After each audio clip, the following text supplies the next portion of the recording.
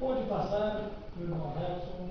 Vamos para a leitura da palavra de Deus em Jeremias capítulo 31. E você, já no início da leitura, vai perceber que pode colocar no Cristo, que há graça no deserto. Nossa caminhada, ela se assemelha muito à caminhada do povo de Deus no deserto, e nem por isso Deus deixou de manifestar a sua graça. É o que o texto de Jeremias, capítulo 31, nos mostrará nesta noite, em nome de Jesus. Prestemos muita atenção na leitura da palavra de Deus. O texto é um pouco longo, mas o Senhor realmente tem colocado isso em meu coração. Eu gostaria muito e quero muito compartilhar desta palavra com a amada igreja. Naquele tempo, diz o Senhor, serei o Deus de todas as tribos ou famílias de Israel, e elas serão meu povo. Assim diz o Senhor, o povo que se livrou da espada, logrou graça no deserto. Eu irei e darei descanso a Israel. De longe se me deixou ver o Senhor dizendo, com amor eterno te amei, por isso, com benignidade te atraí. Ainda te edificarei e serás edificada, ó Virgem de Israel. Ainda serás adornada com os teus arrufes e sairás com o coro dos que dançam. Ainda plantarás vinhas nos montes de Samaria. Plantarão os plantadores e gozarão dos frutos, porque haverá um dia em que gritarão os atalaias na região montanhosa de Efraim. Levantai-vos e subamos a Sião, ao Senhor nosso Deus.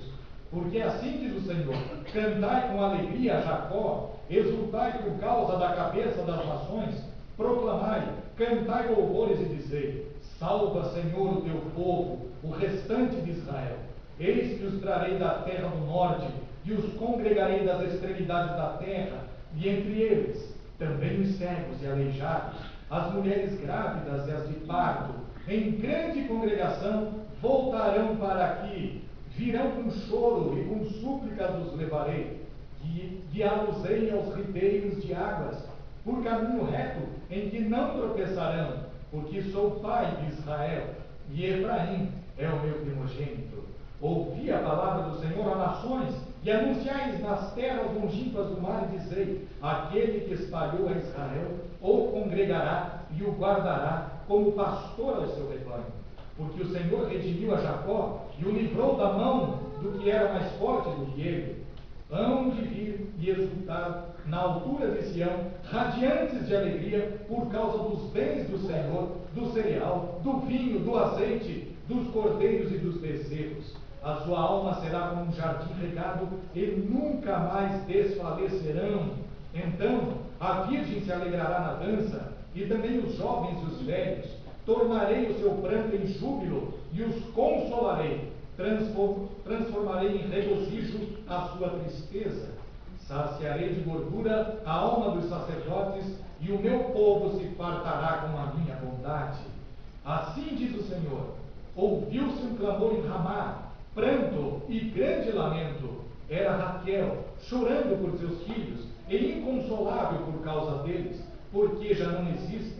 Assim diz o Senhor, reprime a tua voz de choro e as lágrimas de teus olhos, porque há recompensa para as tuas obras, diz o Senhor, pois os teus filhos voltarão da terra do inimigo.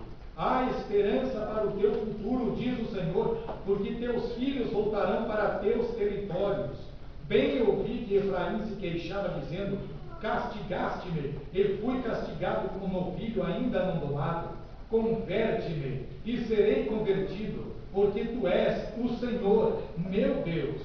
Na verdade, depois que me converti, arrependi-me, depois que fui instruído, bati no peito, fiquei envergonhado, confuso, porque levei o opróbrio da minha mocidade.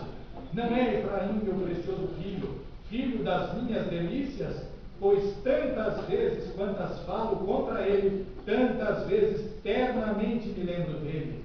Comove-se por ele o meu coração, deveras me compadecerei dele, diz o Senhor. Põe-te marcos, finca postes que te guiem, presta atenção na vereda, no caminho por onde passaste, Regressa, ó Virgem de Israel, regressa às tuas cidades. Até quando andarás errante, ó filha rebelde? Porque o Senhor criou coisa nova na terra. A mulher infiel virá a detestar o homem. Assim diz o Senhor dos exércitos, o Deus de Israel. Ainda dirão esta palavra na terra de Judá e nas suas cidades, quando eu lhes restaurar a sorte. O Senhor te abençoe, ó morada de justiça. Nela habitarão Judá e todas as suas cidades juntamente, como também os lavradores e os que pastoreiam os rebanhos. Porque satisfiz a alma cansada e saciei a toda a alma desfalecida. Versículo 25, finaliza o texto. Que texto maravilhoso! Você percebeu a profundidade dessas palavras? Deus está falando comigo, Deus está falando com você, Deus está falando com a igreja através desse texto. E quando nós propomos a trazer para a igreja uma série de estudos ou de sermões nesse tema principal, graça no deserto, nós vamos começar hoje com o primeiro sermão desse tema principal, graça no deserto. Versículos 1 a 9, você tem especificamente um tema do nosso primeiro sermão, desse tema geral, graça no deserto. Sua família para Deus. Sua família para Deus. É a mensagem da palavra do Senhor nessa noite para os nossos corações. Nossas famílias para Deus. Nossas famílias pertencem ao Senhor. E o texto é muito claro. Ele vai nos mostrar com muita propriedade, com muita clareza, que a nossa família é uma família a qual tem sido chamada para ser família de Deus. É bom a gente declarar isso. A minha família pertence a Deus. Você pode declarar isso? Amém. Você pode declarar? Então declare: minha família pertence a Deus. Graças ao Senhor. Por que a minha família pertence a Deus? E nós vamos falar um pouquinho da primeira questão, que os versículos 1, 2 e 3 nos mostram por que a nossa família pertence a Deus, porque só Ele pode protegê-la. Essa é a promessa que o Senhor faz na sua palavra. É a promessa de Deus para a nossa casa. É a promessa do Senhor para os teus queridos, para as pessoas que estão com você todos os dias, para as pessoas que realmente estão sob os seus cuidados. Sua família é uma família para Deus e precisa ser do Senhor, porque só Deus pode proteger. É a promessa do Pai Celestial. E quando você lê o versículo 1, eu peço que a igreja leia o versículo 1. Naquele ano, diz o Senhor, serei o Deus de todas as tribos de Israel, e elas serão o meu povo. Percebeu que promessa extraordinária de Deus?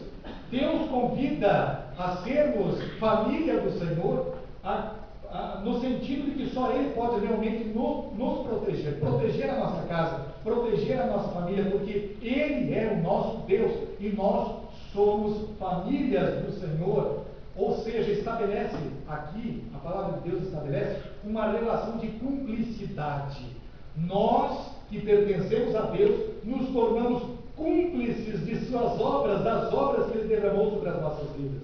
No versículo 2, você pode perceber que depois dessa relação de cumplicidade, o Senhor promete para a nossa casa, para a nossa família, sendo Ele o nosso protetor, repouso, descanso, segurança. Igreja, pode ler o versículo 2? Assim diz o Senhor, o povo que se livrou da espada, louvou graças no deserto. Eu irei e darei descanso a Israel. Isso não é maravilhoso? A palavra de Deus é muito clara.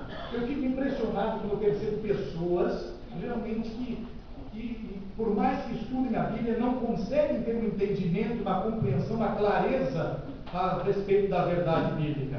Percebam, queridos irmãos, que Deus chama a sua família para ser o seu protetor, para estabelecer com a sua casa uma relação de cumplicidade e para lhe dar descanso, lhe dar segurança, manifestar a sua graça, ainda que em meio às dificuldades, ainda que em meio a tantos desafios. É interessante que nós muitas vezes nos tornamos muito preocupados Não que não devamos nos preocupar com isso, mas quando nós priorizamos essa preocupação em detrimento de descansarmos na palavra de Deus, isso pode se tornar uma cilada para as nossas vidas. Por exemplo, quando nós realmente queremos fazer uma boa economia, não é mesmo? Guardar dinheiro. Afinal de contas, eu já passei da casa dos 40 anos e eu preciso realmente fazer uma economia boa e deixar, quem sabe, os meus filhos, a minha casa, a minha família bem estruturada depois que eu partir desta para a eternidade. Não é mesmo? Muitos de nós nos preocupamos com isso. Nos preocupamos em fazer um seguro de vida, nos preocupamos com um plano funeral, não é mesmo? Tudo isso é para que a nossa família não seja apanhada de surpresa no momento derradeiro. Nós nos preocupamos também em fazer uma previdência social, não é verdade? Tudo visando a segurança da nossa família. Mas isto tudo, por mais importante e por mais que possa trazer uma certa segurança para a nossa casa, não se constitui na segurança verdadeira, na segurança e na proteção que só o Senhor pode realmente efetivar e trazer para a nossa família. Só Deus é o Deus que nos protege, é o Deus que estabelece conosco essa relação de cumplicidade e que nos faz descansar dele. E ele prometeu estar conosco ou se fazer presente em todos os momentos da nossa peregrinação, enquanto família nesta terra. Chegará o dia em que o Senhor vai pedir de você prestação de contas. O Senhor vai te promover desta vida, deste mundo, desta residência transitória para uma residência eterna. E o que você tem a dizer aos seus familiares no momento da partida?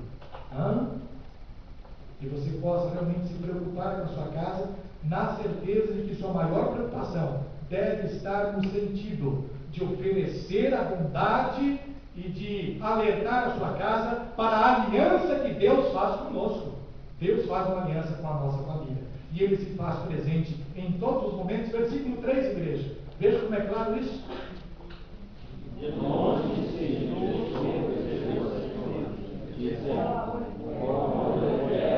eu te amei, por isso com fidelidade te atraí.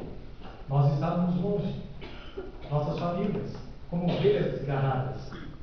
Até que um belo dia nós pudemos contemplar a cruz que se ergueu no Calvário, a cruz tendo sobre si a beleza de um Deus que deixou a sua glória e se manifestou entre nós, para que se fizesse presente todos os momentos conosco da nossa caminhada em Cristo Jesus.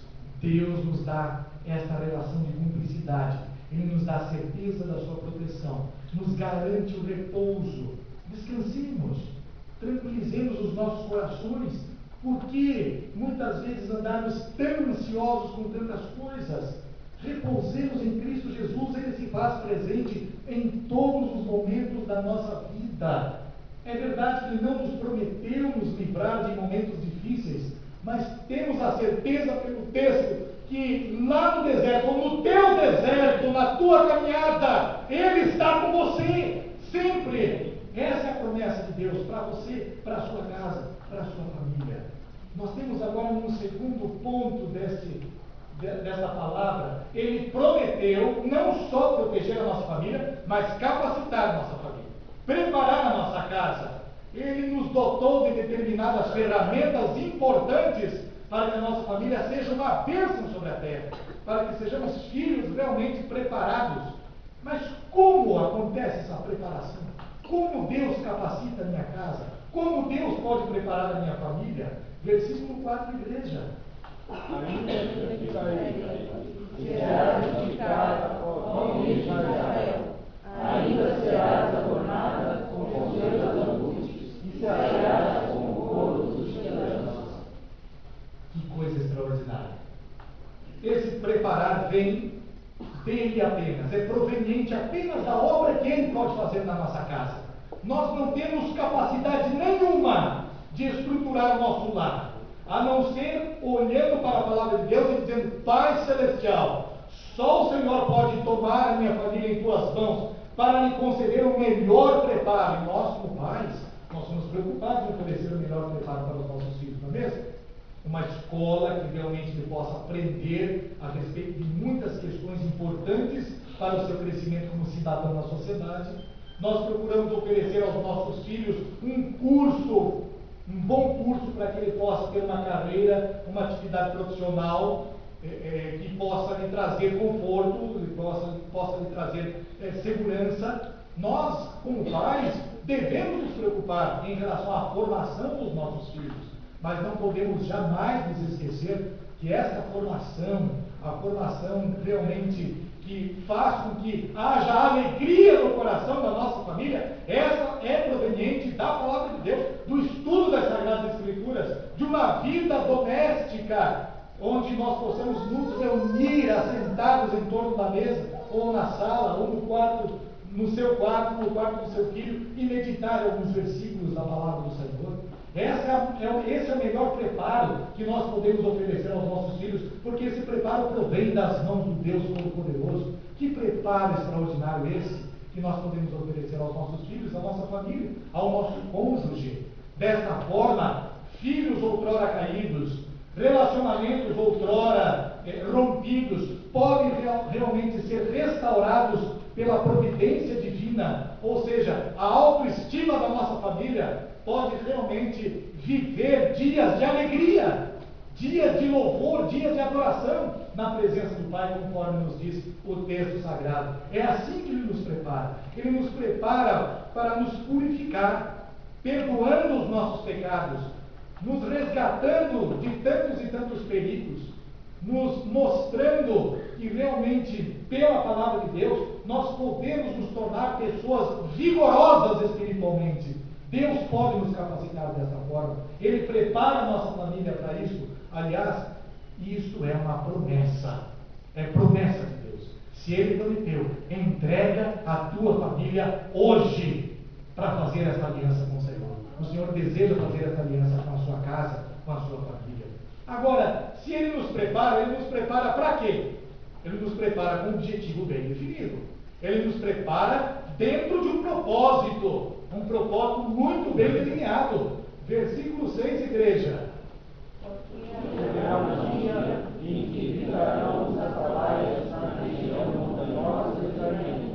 Levantai-vos, vamos ao Senhor nosso Deus. Perceberam? Que preparo extraordinário? Deus nos prepara para convidarmos todas as famílias da terra a receberem da bênção que o Deus Todo-Poderoso tem realmente ministrado na nossa casa. Se Deus é o nosso protetor, se Ele é realmente aquele que nos capacita pelo poder do seu Santo Espírito, Ele o faz com um propósito definido. Ele faz para que nós, família cristã, sejamos famílias abençoadoras de outras famílias sobre essa terra. É com essa missão, é para essa missão que o Senhor nos prepara, para o trabalho cristão, para a edificação mútua em amor. Nós não estamos aqui por acaso, não. Nós estamos aqui em obediência à palavra de Deus, porque Ele nos convida a nos congregarmos, para assim oferecermos ao nosso irmão o que recebemos na nossa semana como preparo bíblico, como preparo espiritual, e assim abençoar, fortalecer o irmão que está enfraquecido na fé, que precisa de uma palavra, que precisa de um braço estendido, que precisa de uma ajuda. É para isso que o Senhor nos prepara, para o trabalho cristão, para sermos úteis na sua obra. Como é bom sermos úteis a Deus. Como é bom saber que Deus tem um desejo imenso de te usar. Ele quer muito te usar. Então deixa Deus te usar. Deixa realmente o seu coração diante do seu altar, para que Ele te use, para que você se torne útil na sua obra. Meus queridos, uma das maiores tragédias na caminhada cristã é uma pessoa que passou anos e anos dentro de uma igreja, mas que nunca teve uma experiência marcante e significativa com Deus protetor, com Deus que prepara, com Deus que capacita, com Deus que realmente deseja usar essa pessoa, e essa, ao contrário de se colocar nas suas mãos, realmente abriu mão dessa vivência cristã. E num terceiro ponto, amados irmãos, Deus realmente é o Deus da sua família, porque Ele deseja contar com a sua família. Deus conta com a sua família. Ele não precisa disso. Ele é o Deus Todo-Poderoso. É o Deus que criou todo o universo. Você acha que Deus precisaria contar conosco? Não precisaria. Ele é o nosso Criador. Mas Ele é tão bondoso, tão maravilhoso, que quando Ele decidiu contar com as nossas famílias para esse trabalho cristão, para que sejamos úteis a Ele na sua santa seara, Ele conta conosco no sentido de que este contar conosco nada mais é do que um convite que Ele faz às demais famílias. As famílias estão sedentas por uma palavra realmente de encorajamento. Eu tenho participado aí de uma proximidade com o Conselho de Saúde Local, os irmãos sabem muito bem disso, e como nós temos visto tantas e tantas famílias em tantas e tantas necessidades. E Deus tem dado a esta igreja, porque nós estamos lá representando a igreja, tem dado a esta igreja um grande desafio. Eu compartilhei com os irmãos na última quarta-feira. Deus tem nos dado o desafio de fazermos parte do núcleo da paternidade que iniciou-se neste Conselho de Saúde. Ou seja, a coordenadora da unidade de saúde aqui do nosso bairro chegou para mim e disse: pastor, nós temos tantas famílias realmente carentes. O senhor se importa de receber essas famílias? Lá na sua igreja não tem problema nenhum de cuidar dessas famílias, de estar ajudando nessa empreitada? As pedras estão clamando. As pedras estão clamando. Amados irmãos, o Senhor conta conosco. Conta comigo, com a minha família. Conta com você. Conta com a sua família. E eu disse à coordenadora: conta conosco. Conta com a igreja presbiteriana do Tingui. Nós vamos receber muito bem as famílias que tanto estão carentes do amor de Deus.